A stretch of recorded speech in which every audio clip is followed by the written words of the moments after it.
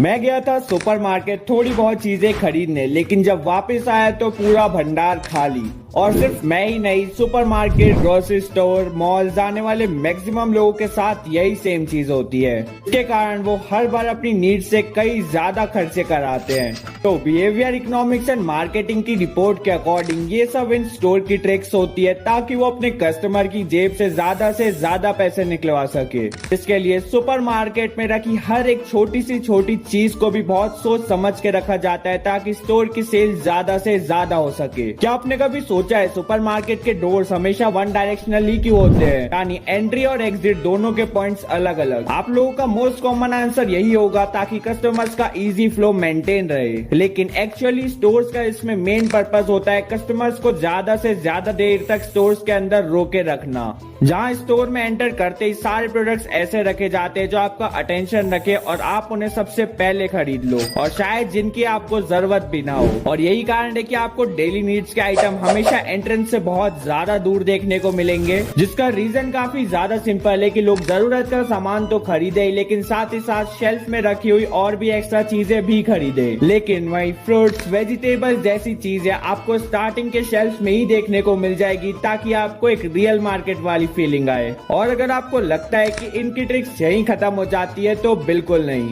मान लो आपको कॉफी खरीदनी है और आप स्टोर में गए, लेकिन कॉफी आपको वहाँ देखने ही नहीं मिलती जहाँ से आप हमेशा खरीदते हो। और ऐसा स्टोर्स इसलिए करते हैं ताकि कस्टमर के दिमाग में किसी भी प्रोडक्ट की मेमोरी ना बने और वो पूरा स्टोर घूम घूम के अपनी लिस्ट के अकॉर्डिंग सामान को ढूंढे और खरीदे। लेकिन इसमें आप सिर्फ अपनी लिस्ट का सामान ही नहीं, उसके साथ ही साथ और भी कई चीजें भी खरीद लेते हो। इसके साथ ही साथ आपकी उन चीजों पे ज्यादा ध्यान जाता है जो आपके एग्जैक्ट आई लेवल पे रहता है, जिसका सबसे ज्यादा कॉमन एग्जांपल है चॉकलेट को उन शेल्फ्स में रखना जहां बच्चे उसे इजीली देख पाए। एंड कॉमनली ये शेल्फ्स आपको कैशियर के पास ही देखने को मिलेंगे क्योंकि हम वहां सबसे ज्यादा टाइम स्पेंड करते हैं अपनी चांस आने तक के।